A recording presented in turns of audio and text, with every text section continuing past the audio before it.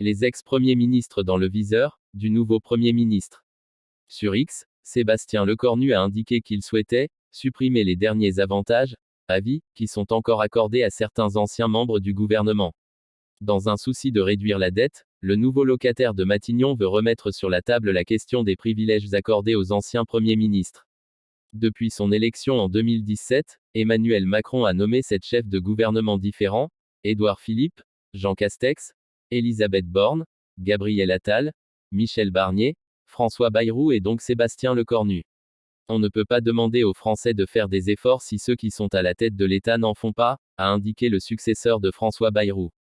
De multiples pensions et dépenses. Un décret de 2019 fixe les privilèges des ex-premiers ministres. Il est précisé que l'État met à leur disposition un agent pour leur secrétariat particulier, pendant une durée maximale de 10 ans à compter de la fin de leur fonction et au plus tard jusqu'à ce qu'ils atteignent l'âge de 67 ans. Ainsi, Manuel Valls et Bernard Cazeneuve, pas encore 67 ans et ayant quitté Matignon il y a moins de 10 ans, peuvent encore jouir de cet avantage pendant quelques mois. François Bayrou et Michel Barnier, pour ne citer que, ont, quant à eux, dépassé l'âge limite pour cet avantage. Les anciens locataires de Matignon bénéficient en revanche tous d'une pension, qui dépend de la durée de leur fonction. Elle est en moyenne de 15 000 € pour un ancien Premier ministre. François Fillon, Premier ministre encore vivant resté le plus longtemps en poste 4 ans, 11 mois et 28 jours touche plus que Michel Barnier, resté moins de 100 jours à Matignon. Des pensions auxquelles s'ajoute une enveloppe correspondant à des frais divers. Au total, le budget réservé à ces 17 personnalités politiques s'élève à 4,5 millions d'euros, dont 3 millions uniquement réservés pour la sécurité.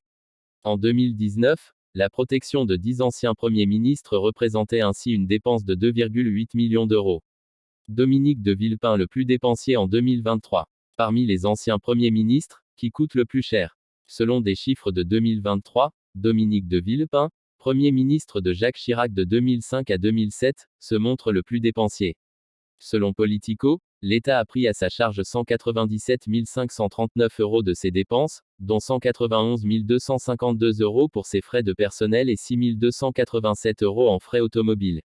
Son prédécesseur Jean-Pierre Raffarin, 2002 à 2005, a coûté, lui, 167 467 € aux contribuables cette année-là. Cette figure de la droite française devance un visage emblématique de la gauche des années 90 et 2000, Lionel Jospin. Appelé à cohabiter avec Jacques Chirac de 1997 à 2002, l'ex-premier ministre socialiste affiche une note de frais à hauteur de 162 012 € pour 2023. Quatrième, Manuel Valls 2014 à 2016 dépasse lui aussi largement la barre symbolique des 100 000 € comme François Fillon, 2007 à 2012, Bernard Cazeneuve 2016 à 2017, et Édouard Balladur 1993 à 1995.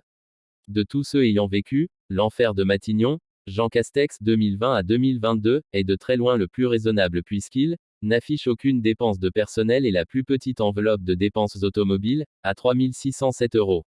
Pour Édith Cresson, 1991 à 1992, Alain Juppé, 1995 à 1997, et Jean-Marc Ayrault, 2012 à 2014, l'enveloppe remboursée oscille entre 64 052 € et 83 546 €.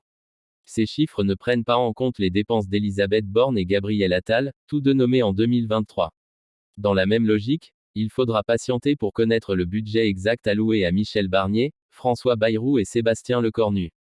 Nul doute que ce dernier sera scruté de près après ces déclarations.